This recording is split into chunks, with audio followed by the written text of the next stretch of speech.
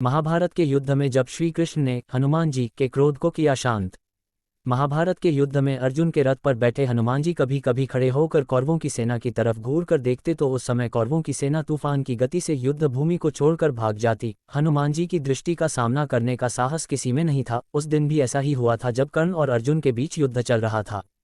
कर्ण अर्जुन पर अत्यंत भयंकर बाणों की वर्षा किए जा रहा था। उनके बाणों की वर्षा से श्रीकृष्ण को भी बाण लगते गए, अतः उनके बाण से श्रीकृष्ण का कवच कटकर गिर पड़ा और उनके सुकुमार अंग पर बाण लगने लगे।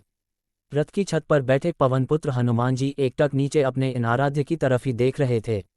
श्रीकृष्ण कवचहीन हो गए थे। उनके श्रीअंग पर कर्ण निरंतर बाण मारता ही जा रहा था। हनुमान जी से यह सहन नहीं हुआ। अकस्मात वे उग्रतर गर्जना करके दोनों हाथ उठाकर कर्ण को मार देने के लिए उठ खड़े हुए।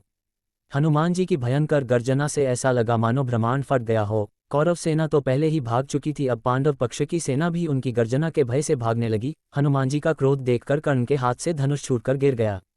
भगवान श्रीकृष्ण ने तत्काल उठकर अपना दक्षिण हस्त उठाया और हनुमान जी को स्पर्श करके सावधान किया, रुको, तुम्हारे क्रोध करने का समय नहीं है। श्रीकृष्ण के स्पर्श से हनुमान जी रुक तो गए, किंतु उनकी पूंछ खड़ी होकर आकाश में हिल रही थी। उनके दोनों हाथों की मुठ्ठियां बंद थीं। वे दांत कटकटा रहे थे और आग्नेय नेत्रों से कर्ण को घूर रहे थे। हनुमान जी का क्रोध देखकर कर्ण और उनके सारथी कांपने लगे।